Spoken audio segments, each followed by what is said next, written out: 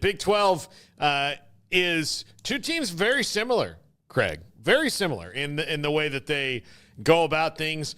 They both have very good offenses, but you wouldn't call them like high-flying offenses. You know, they're not like Tech or something like that where they get a bunch of yards or anything like that. They just kind of they move the ball on drives, you know, and good running games, good receivers, all that stuff. No Jordan Tyson. Two pretty good defenses in this one.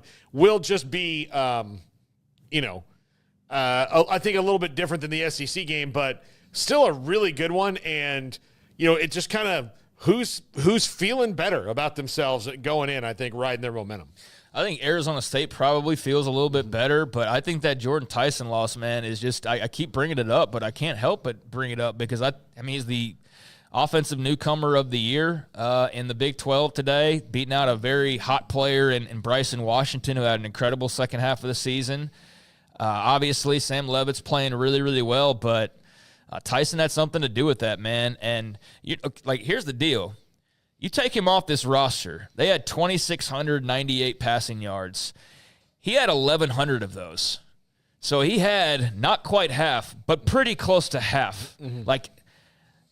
They're almost a one-man show receiving as far as a pure receiver goes because their second leading receiver is Cam Scatteraboo. Mm-hmm. And Cam Scatterboo's had a really nice year as far as receiving. And in fact, I think that's kind of what tipped him over Taj Brooks as far as first team all Big 12.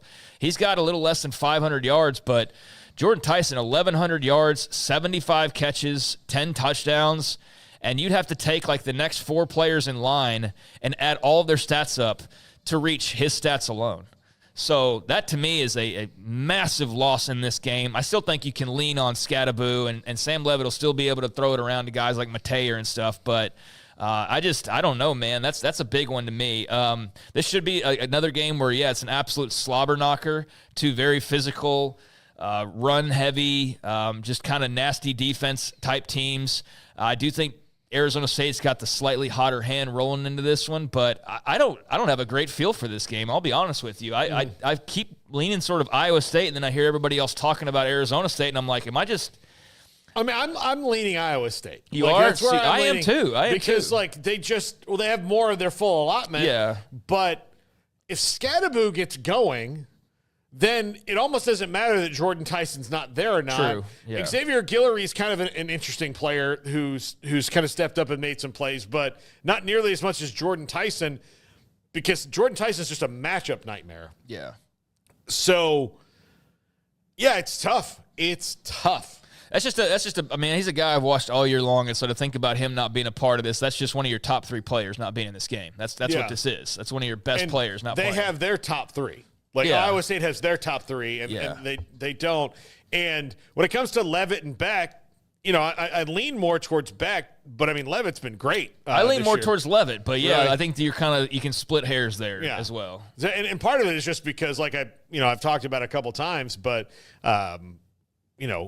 he in late in games, he's just as locked in as you get. Mm-hmm. He just has that innate sense of, here we go. This is clutch, and I'm going to do it.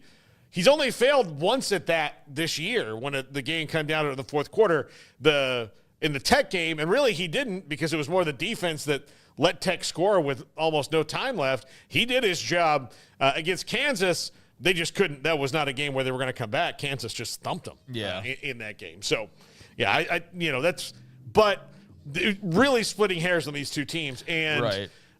When you look I think unfortunately, that's the curse of the Big 12. Yeah. Is that you have two teams that are pretty equal, and there's not much that is separating them. So when you pull out a superstar from the equation, and it just makes it even more equal, I mean, it's hard to – it's a flip a coin type of game, which I think is great for chaos and great for entertainment, that you really truly don't know who's going to win every week. I also think it's partially why the Big 12 finds itself where there's nobody that's discernibly better than the other teams, right? There's nobody that's and Arizona State is a fast rising team. There's few teams that are as hot as them over the course of the last few weeks, but for as much as that's gotten mentioned and has been highlighted at times, I don't think it's respected overall the way that you would hope that it would be.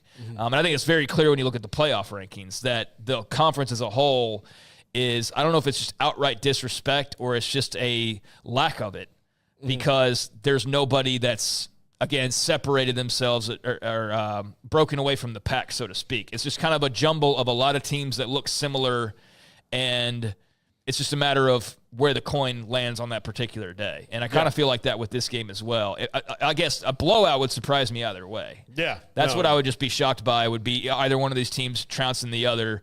But I'm looking forward to it. I think if you just love football, which sometimes is like not probably the best way to pump up a game. Hey, if you like football, it'd be great. But it's true. Like, if you like football, this ought to be a great game with two really well-coached teams and two teams that got a lot of talent over, not to the level of obviously some other leagues, but there is some star power in this game, starting at the quarterback position, and I'm excited to see. It'll just be really strange, though, if Iowa State wins their first ever Big 12 title, or if Arizona State wins their first Big 12 title, but having done it in just a single season, to watch a Pac-12 team roll in here and win the conference is one thing, but for it to be the fourth out of fourth team that you ever would have expected doing that, I mean, you would have picked Colorado before them, you picked Arizona before them, and you would have picked Utah especially well before them, and here's Arizona State, and they might be the ones that get it done, and that's just amazing because there was at least some preseason love for Iowa State. I know I talked about them as a team that's right there in that second tier that had every possibility to be in this game.